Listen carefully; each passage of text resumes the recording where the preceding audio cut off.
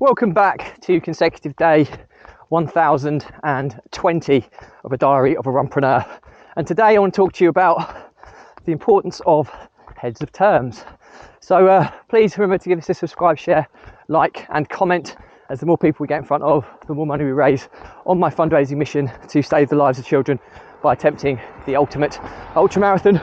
All the information about the challenge and how you can get involved is in the link in the comments below. Thank you as always, and let's get started.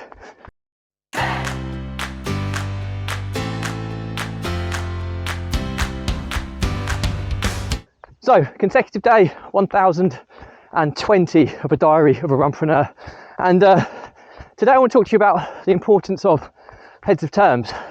Now, in true simplistic fashion, heads of terms are simply a set of bullet points of what's important in some form of contractual negotiation.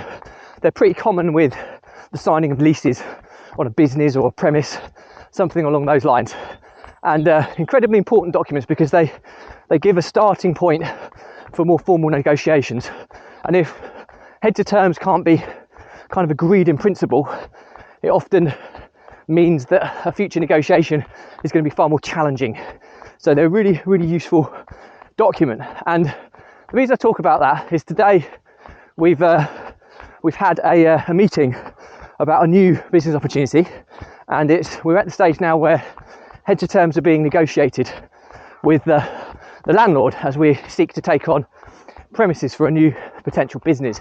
And I will update you a lot more as this moves forward, but it's pretty exciting because this is a new opportunity.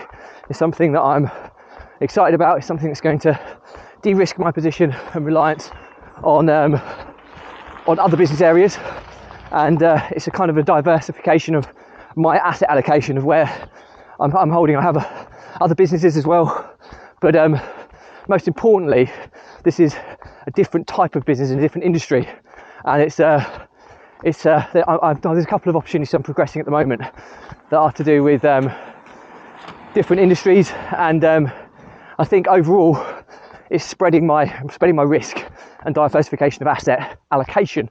From a kind of stocks and shares perspective, asset allocation is always talked at quite seriously from an investment standpoint.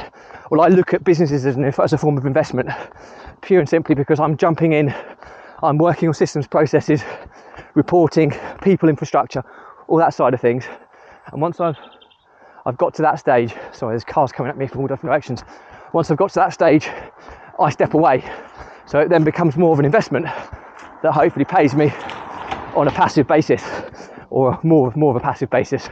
So yeah, we've been, and the landlord of this lease is a massive multinational. So it's they're pretty well versed in negotiating. So it's been quite a steep learning curve, gaining legal advice, etc., and drawing these heads of terms up, going back and forth, because it's been weeks and weeks of discussions to kind of get to this point where provisional heads of terms have been put in, and it's the first time that we've had a situation where the heads of terms that have been submitted are by and by amenable, which means that I'm not saying they're agreed at this stage, but it's not like well, we definitely can't do that. It's like, well, yeah, I see where you're going with that, but there might be some flex here, might be some flex there. But it means that when we enter the formal draft lease stage, that it's going to be relatively close to what we want and relatively close to what they want. So a really, really important process, something I'm not hugely experienced in doing. It's been a very steep learning curve, lots of legal advice, and hopefully we're at the early stages of what's going to be the next business venture of mine.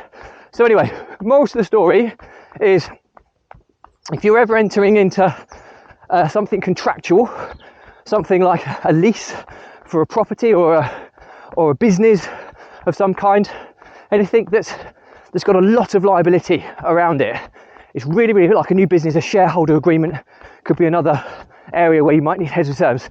Something where the upside could be really huge, but the downside could also be pretty high. Heads of terms is a great opportunity to de-risk your position, get the things down that you're concerned about, and putting contractual clauses in place to de-risk your position. And that's ultimately what we've done here, because this is an opportunity which has got massive upside, but also quite a significant amount of downside. Now, I'm not going to go into details yet because it's still very confidential at this stage. However, should we get approval and some form of decision in principle and something in writing, I'll be more inclined to speak about it as we progress this to fruition. But I'm pretty excited about it. So yeah, watch this space. So the moral of the story is, understand heads and terms can be a really, really powerful tool in your ability to de-risk an opportunity, an investment, a business, anything legally or contractual. It's a great way of de-risking the situation, because what you're ultimately doing is listing your fears, your concerns, and putting suggestions in place to alleviate them. It's not easy, and often you need legal advice. I would say, if possible, always get legal advice. But once you get this in place, it can dramatically increase the likelihood of the contract being signed, so that the opportunity or legal obligation can be proceeded. But B, it can make you a lot less fearful, a lot more anxious about something which could be considerably risky. So anyway, that's it for me today. Any questions or comments, drop me a line. I'll respond to everyone. Please do remember to give this a subscribe, share, like and comment, as the more people we get in front of, the more money we raise on my fundraising mission to save the lives of children by attempting the ultimate ultra marathon. All the information about the challenge now you can get involved in the link in the comments below. Thank you as always. Stay positive, stay happy, and I'll see you again tomorrow.